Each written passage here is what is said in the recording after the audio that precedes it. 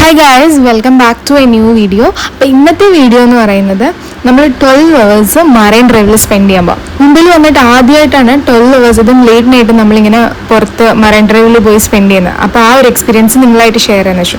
നിങ്ങളിപ്പോൾ ഈ കാണുന്നത് ദാദർ സ്റ്റേഷനാണ്. ഒരു രാത്രി 9 മണി എന്തോ കഴിഞ്ഞിട്ടുണ്ടാവും ഞങ്ങൾ സ്റ്റേഷനിൽ ചെന്നപ്പോൾ തന്നെ. ആ സമയത്തും ഇത്രയും തിരക്കാണ്. അപ്പം നിങ്ങൾ മുംബൈയിൽ വന്നിട്ടുള്ളവർക്ക് അറിയായിരിക്കും മുംബൈയിൽ എന്തുമാത്രം, അതായത് ഇപ്പം നമ്മൾ 12 മണിക്ക് എന്നാലും 1 മണിക്ക് എന്നാലും മുംബൈയിൽ എപ്പോഴും തിരക്കാം. അപ്പോൾ ഞങ്ങൾ മറൈൻ ഡ്രൈവിൽ എത്തിയിട്ടുണ്ടായിരുന്നു. ഈവൻ മറൈൻ ഡ്രൈവിലാണെങ്കിൽ പോലും നിങ്ങൾക്ക് കാണാൻ പറ്റുന്നുണ്ട് എന്തോരം ആൾക്കാരാണ്, തിരക്കെന്ന് ഭയങ്കര തിരക്കായിരുന്നു. ഇനി പിന്നെ നിങ്ങൾ കാണുന്നുണ്ട് ഇങ്ങനെ സൈക്കിളിൽ പോകുന്നതും സ്കേറ്റ് ചെയ്യുന്നതും, അതൊക്കെ അവിടുത്തെ ഓരോ ആക്ടിവിറ്റീസാണ്. നമ്മൾ പോയിട്ടുണ്ടായിരുന്നത് സാറ്റർഡേ ആയിരുന്നു. അപ്പം സാറ്റർഡേയിൽ ഇങ്ങനെ കുറേ ആക്ടിവിറ്റീസ് ഉണ്ട്. സൈക്ലിംഗ് ആണെങ്കിലും സ്കേറ്റിംഗ് ആണെങ്കിലും ഈവൻ റേസിംഗ് വരെ ഞങ്ങൾ കണ്ടിട്ടുണ്ടായിരുന്നു.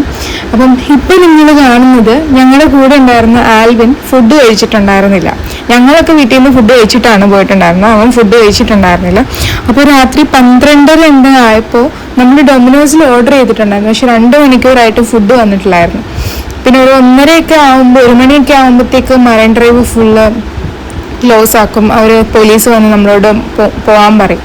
അപ്പോൾ 1 മണിയൊക്കെ ആയപ്പോൾ ഞങ്ങൾക്ക് അവിടെ നിന്ന് മാറേണ്ടി വന്നു. അപ്പം ഞങ്ങൾ പിന്നെ ഫുഡ് അന്വേഷിച്ച് നടക്കുവാണ്. അപ്പം ഞങ്ങളിവിടെ ഗുഡ് ഫ്ലിപ്പിൻ ബർഗേഴ്സിലൊക്കെ വന്ന് നോക്കിയത് ഓപ്പൺ ആണെന്നാണ് കാണിച്ചത്. പക്ഷേ ചെന്നിട്ടും അവിടെ ഓപ്പൺ ഒന്നും അല്ലായിരുന്നു. നിങ്ങൾക്ക് ആൽബിൻ്റെ ഓട്ടം കണ്ടല്ലോ, അറിയുമ്പോൾ നല്ല വിഷമിട്ടായിരുന്നു പാവം. അപ്പോൾ ഞങ്ങൾ അവിടെ ചെന്നപ്പോൾ അവർ സർവീസ് നിർത്തി വെച്ചിരിക്കുകയായിരുന്നു. അവസാനം ഞങ്ങൾ ബ്ലിങ്കിറ്റിൽ നിന്ന് ഓർഡർ ചെയ്യുമായിരുന്നു.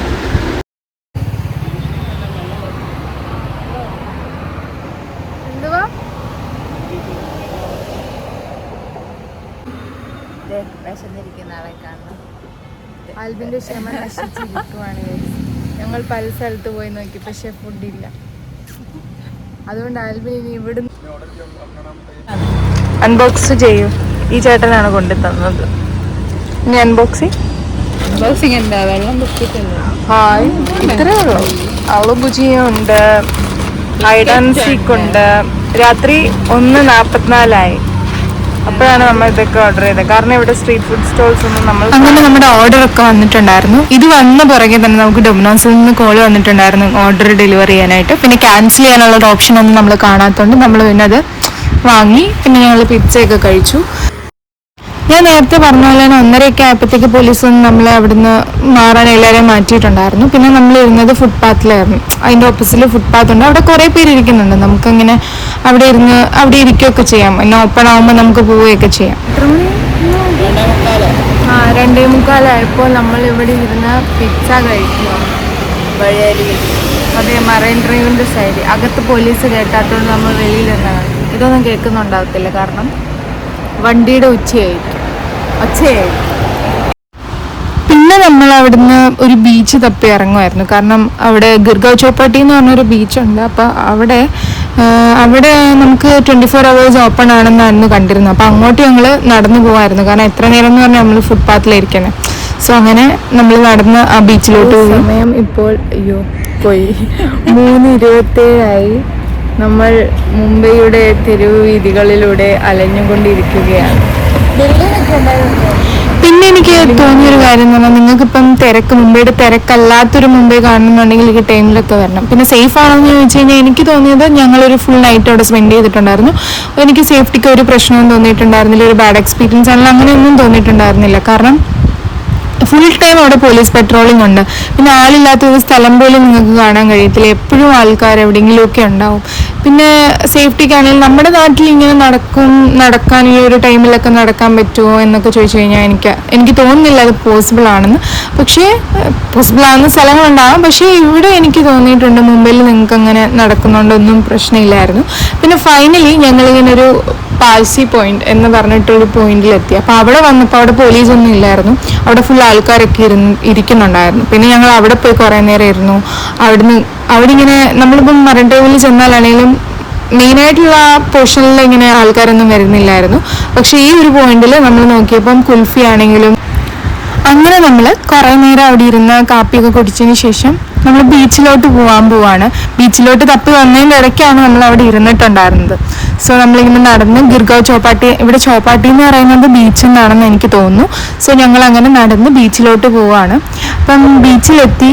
പിന്നെ എനിക്ക് പറയാനുള്ളൊരു കാര്യം എന്ന് വെച്ചാൽ, നമ്മൾ നാട്ടിലെ ബീച്ച് കണ്ടിട്ട് നമ്മൾ ഇവിടുത്തെ ബീച്ചിൽ വരുവാണെങ്കിൽ നമുക്ക് ഭയങ്കര ഡിസപ്പോയിൻ്റ് ആയിരിക്കും. എൻ്റെ പൊന്നു ഗൈസ്, അവിടെ മൊത്തം ചെളിയും പ്ലാസ്റ്റിക്സും ഒട്ടും ഹൈജീനിക് അല്ലാത്തൊരു സ്ഥലമായിരുന്നു. കാരണം ഇവിടെ ഞാൻ 2 ബീച്ചിലാണ് പോയിട്ടുള്ളത്. ഒന്ന് വെസോവ പോയി കഴിഞ്ഞ് ഞാൻ ബീച്ചിൽ പോകണമെന്ന് നിർത്തിയായിരുന്നു. പിന്നെ ഇന്ന് ഒന്നും ചെയ്യാനില്ലാത്തതുകൊണ്ടാണ് നമ്മൾ ബീച്ചിലോട്ട് പോയിട്ടുണ്ടായിരുന്നത്. നമുക്കവിടെ നിൽക്കാൻ പോലും തോന്നാത്തൊരു സാഹചര്യമാണ് അവിടെ ഉണ്ടായിരുന്നത്. Full waste. ഇതിൽ എത്രത്തോളം നിങ്ങൾക്ക് കാണാൻ പറ്റുമെന്ന് എനിക്കറിയില്ല, പക്ഷേ ഇതിലും വേസ്റ്റ് ഉണ്ടായിരുന്നു. നമ്മൾ നേരിട്ട് കാണുമ്പോൾ നമുക്ക് ഒട്ടും സഹിക്കത്തില്ല, നമുക്കവിടെ നിൽക്കാനേ തോന്നത്തില്ല. എന്നിട്ടും അവിടെ ആൾക്കാർ ഇരിക്കുന്നുണ്ടായിരുന്നു, ആൾക്കാർ വരുന്നുണ്ടായിരുന്നു. മേ ബി അവർ യൂസ്ഡ് ആയിട്ടുണ്ടാവും, അതുകൊണ്ടായിരിക്കാം. പിന്നെ ഞാൻ കണ്ടിട്ടുണ്ടായിരുന്ന ഒരു സാധനം, എനിക്ക് തോന്നുന്നു, എനിക്കൊന്ന് വേസ്റ്റ് വെള്ളമാണെന്ന് തോന്നുന്നു, ഇങ്ങനെ കടലിലോട്ട് ഒഴുക്കി വിടുന്നൊരു ഇത്. അപ്പം അവിടെയൊക്കെ നിൽക്കുകയാണെങ്കിൽ നമുക്ക് എന്തായാലും അസുഖം വരും. സോ ഞങ്ങൾ അങ്ങോട്ടൊന്നും പോയിട്ടുണ്ടായിരുന്നില്ല. പിന്നെ ഞങ്ങൾ തിരിച്ചു പോകാനായിട്ട്, കാരണം രാവിലെ ഒരു 7 മണി ആയിട്ടുണ്ടായിരുന്നു. സോ നമ്മൾ തിരിച്ചു പോരാനായിട്ട് ഗ്രാൻഡ് റോഡ് സ്റ്റേഷൻ, അവിടെ അടുത്ത് തന്നെയായിരുന്നു ഗ്രാൻഡ് റോഡ് സ്റ്റേഷൻ. അപ്പോൾ ഞങ്ങളിനി ഗ്രാൻഡ് റോഡ് സ്റ്റേഷനിലോട്ട് നടന്നു പോകുമായിരുന്നു.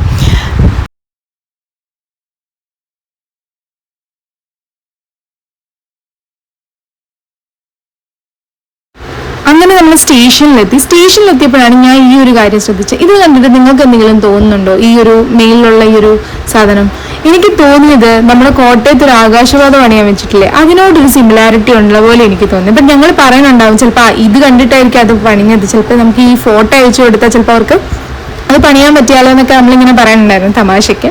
അങ്ങനെ അതിൻ്റെ മണ്ടയിൽ നിന്നുള്ളൊരു വ്യൂ ആണിത്. അടിപൊളി വ്യൂ ആയിരുന്നു. കാരണം ആ ഒരു രാവിലത്തെ ആ ഒരു സണ്ണിൻ്റെ ആ ഒരു ഇതും, പിന്നെ അധികം വണ്ടികളൊന്നും ഇല്ലാത്ത ആ ഒരു സമയവും നല്ല രസമുണ്ടായിരുന്നു. പിന്നെ നമ്മൾ കാര്യമായിട്ട് വീഡിയോ ഒന്നും എടുത്തിട്ടുണ്ടായിരുന്നില്ല, കാരണം എൻ്റെ ഫോണിൽ ചാർജ് ഇല്ലായിരുന്നു, ഞാൻ നല്ല ടയേർഡായിരുന്നു. പിന്നെ നമ്മൾ നേരെ പോയി ഫുഡ് കഴിച്ചു, വീട്ടിൽ പോയി, അത്രേ ഉണ്ടായിരുന്നുള്ളൂ. So thank you for watching.